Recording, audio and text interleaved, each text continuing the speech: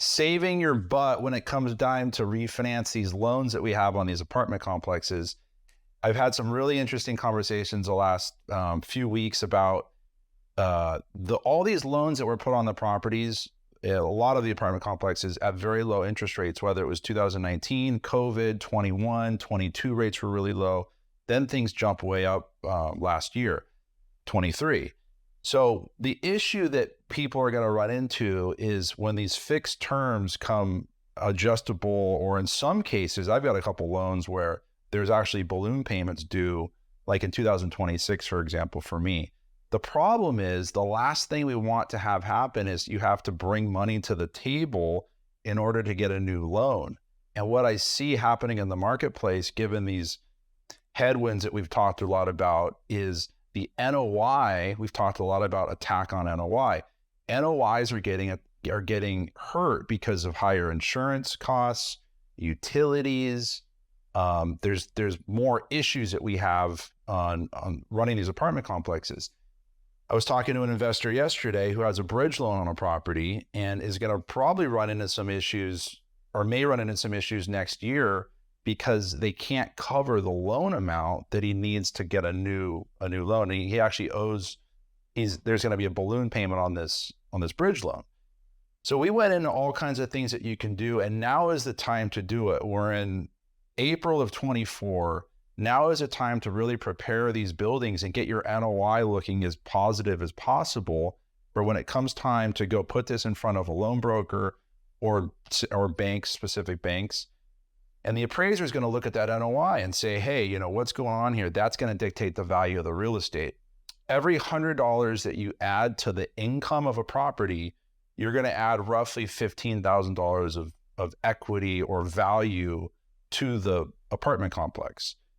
So $1,000 more, $150,000. You can kind of see how we can manipulate apartment values, the values of these buildings by increasing income. So we really want to focus on, obviously, rent raises. Okay, there's a lot of people out there that are scared to raise rents. The market right now is a little bit rocky and a little bit soft. We talked about that 3-4 weeks ago, where tenants have more options now. They're staying at home, they're getting roommates, they're not moving as much.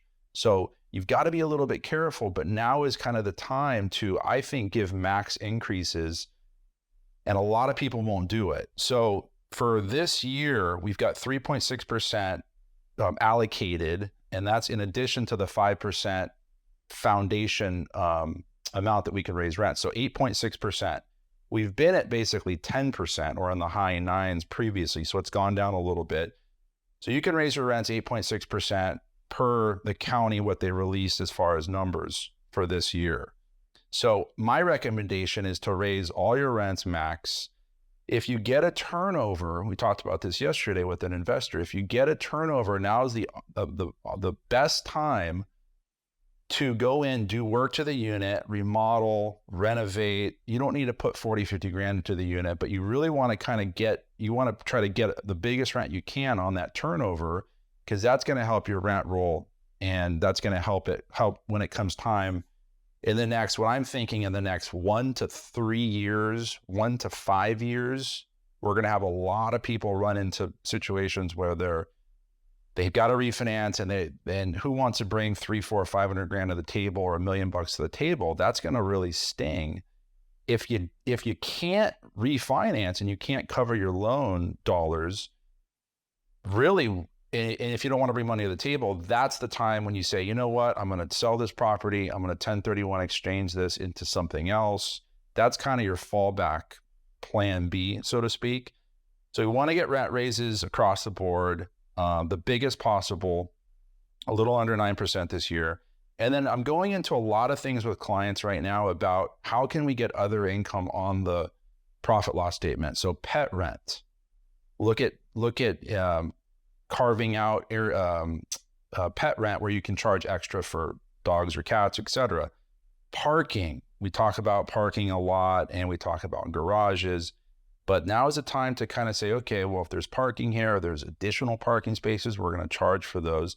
Again, $100 increase in your rent roll per month is going to add 15K roughly of value. So we want to kind of pay attention to the dollars here. RUBS, we've talked about RUBS a lot, and it's about utility rebate system. If you're not doing that at your property, now is the time to try to capitalize and bring money back in on your other income line item of your income for water, sewer, SDG&E if that's there, whatever trash. We've talked about that. Laundry machines. A lot of apartment complexes have laundry equipment. Now is a good time to say, you know what, if they're charging X for a wash or a dry, maybe bump that up a little bit.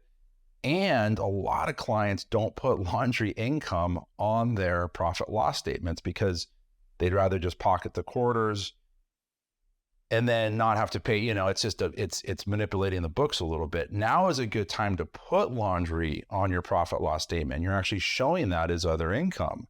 It's kind of the opposite that we've been dealing with for decades. We talked about remodeling units on turnovers. So try to get the top end, put some money into the units. It's going to really help you out on the back end. And then move-in specials. It is trickier right now to rent units. We talked about it. I just spoke about it.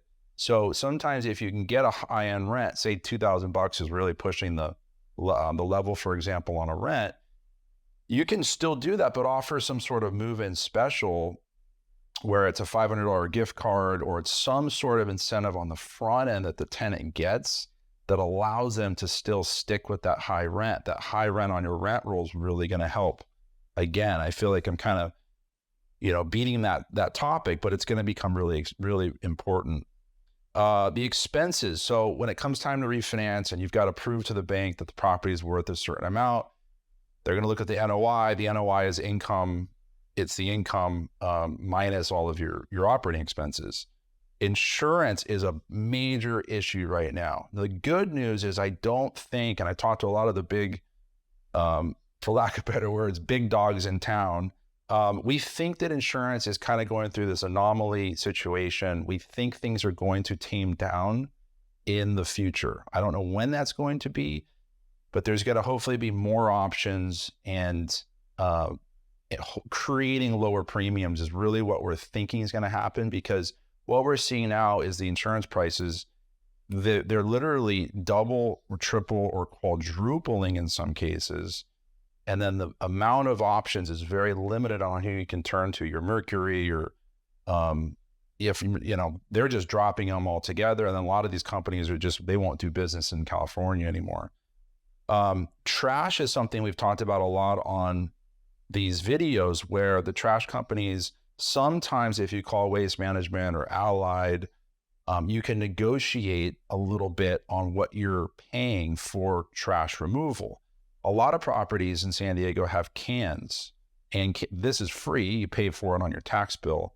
But if there's an opportunity to replace out a dumpster charge where you're paying $500 a month, that would be 5 times. I mean, that's, what is that, 75 grand right there of value. If you can alleviate that $500 expense by going to the city and saying, you know what, this is an area of the property, I'm going to put 8 cans, for example, and I'm going to take the trash completely off of the expense line item on my P&L. See if that's an opportunity with the city. You can do it in the city of San Diego, not in other municipalities. Other municipalities, you typically have to pay additional for trash removal. In the city, you can get cans if you have room at the property. If you have a 20-unit building, or even 14, 15, 16 units, it's probably going to be tough, and you're probably going to have to do more of a large dumpster removal situation. Watch your expenses right now with what's above the line and under the line. So under the line is what we call capital expenditures. Those are one-time expenses. You fix a fence, you put some sort of replacement in the property, a new roof, a new system, something like that. You're going to want to put that under the line. So we call it under the line because it's a capital expenditure.